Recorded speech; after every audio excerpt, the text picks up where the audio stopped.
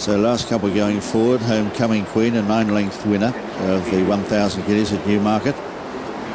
There's Frankie. He's drawn right in the middle. He's in stall 6.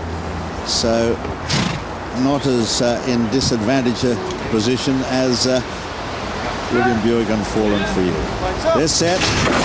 Off and running in this Coronation Stakes, and away to a fair start too. Laugh Out Loud is one of the first to get going.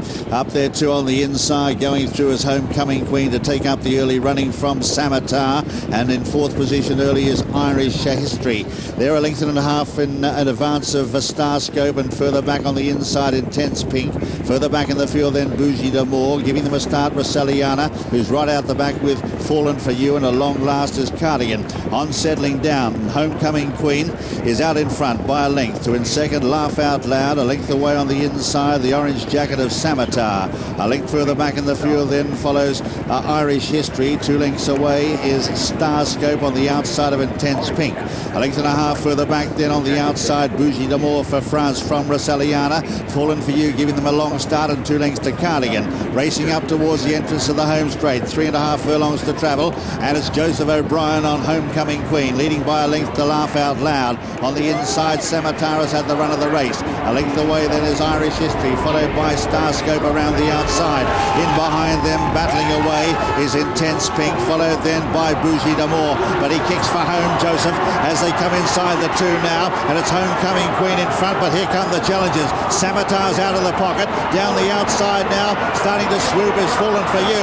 Fallen for You coming home at 100 miles an hour, grabs the lead now with a furlong left to go, and has sprinted 3 in front. Starscope goes into second, followed by Irish History, but Fallen for You is racing away here. Fallen for You goes on to win it for William Buick, and for John Gosden, goes on to win it well by 3 or 4 lengths. In second is Starscope, third then is Irish History, followed further back then by Bougie d'Amour, and they're followed then by Samatar. A long gap in the field, a Laugh Out Loud from Intense Pink. Homecoming Queen has beaten only 2 home, and they are Roselliana and Cardigan. Fallen for You, a classy filly. Here she is crossing the line for William Buick, and what a meeting they're having, he and John Gosden.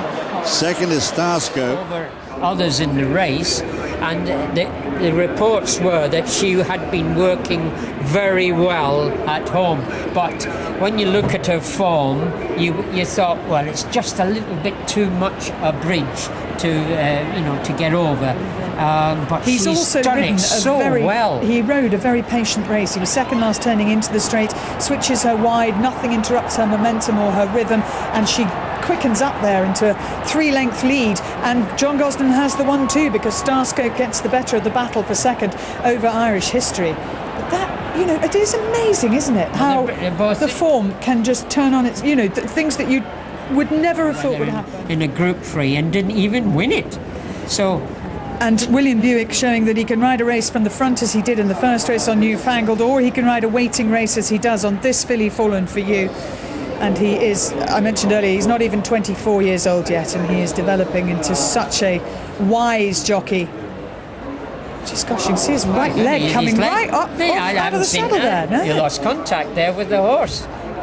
He was definitely putting all his energy into pushing her forwards, obviously, but when you're riding in Group 1 races, I suppose you have to keep going till you get past that winning line. We thought Mick Shannon might be the trainer more likely to have a 1-2, but Samatar came there travelling well, didn't pick up. Laugh Out Loud was with the pace, dropped away. They've ran reasonable races, but these two, don't forget the second horse here finished second in our 1,000 guineas.